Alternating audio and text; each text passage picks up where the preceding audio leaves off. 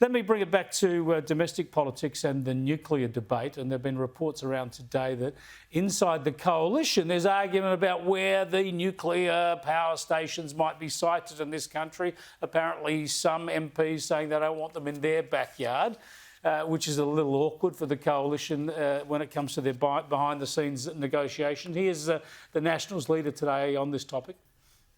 There's no tension at all. There may be a few that want to try and make hay for their own personal gain, but our party room, is the first party room to support. No, there's no tension. The tension is when you don't have a majority, and there is a clear majority of our party room that wants nuclear power. Fair enough.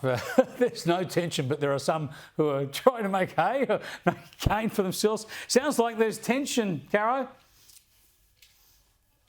No, it's just a robust conversation, and we're allowed to have that inside the coalition. And I absolutely welcome it. I mean, the first thing, after all, is we got to get rid of the moratorium. We got to be allowed to talk about this. But as far as where any of these locations go, obviously there's going to be discussion about it at a federal level, but you need a huge amount of buy-in from the states.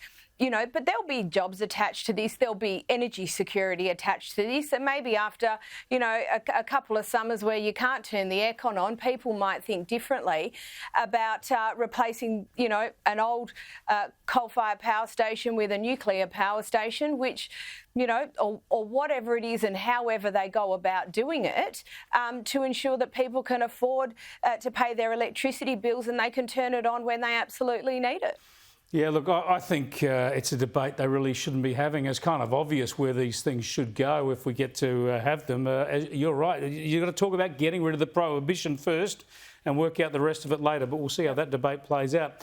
Gemma, I've got to get your views on what's happening at Tesla. Apparently, one of the issues with electric vehicles, they cost a bit much. You've suggested before there might be some tax advantages in those costs. Let's just not talk about it. Because they're not selling as many, they're dropping the price. Well, that could be good for consumers. Is it good for Tesla? I got a cheap one. Go second-hand.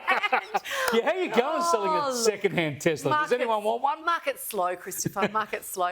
Look, what can I say? World's least enthusiastic Tesla driver. You know they explode in flames every now and then. There could be an accident. I'm not kidding. I was charging mine today and it was making a funny noise, and I was like, I'm just going to go upstairs and do my grocery shopping, and if it bursts into flames, so be it. Look, the free marketist in me goes, it is what it is, right? Like, it is the market telling the manufacturer what it thinks, and I cannot. Like, I don't think it's good or bad or... I mean, it's obviously not great. It also says they've been charging too much so far. Of course they've been charging too much, because everybody except for me has been like, oh, I'm so virtuous. I did not buy my car to be virtuous. I bought it because I'm a dodgy commercialist. But not dodgy, I'm very, very ethical. But my point is, it's part of I think, the natural correction around this technology that is not all it's cracked up to be, that is flawed. The infrastructure here is undercooked. And I've said this before, I've said this to you. If you're the person who drives in and around the city and doesn't go into the country and has the capacity to charge your car at home, fantastic. But let's not pretend that the fossil fuels and the minerals and everything that goes into a Tesla are generated ethically or in a green manner, because they're not. And don't do what Gemma did and buy one when you got nothing to charge. Do not do it. Do not do it. I drank the Kool-Aid. You can bring in the used car ad for us next week, Gemma. Thanks for joining us. Caroline Duriso as well.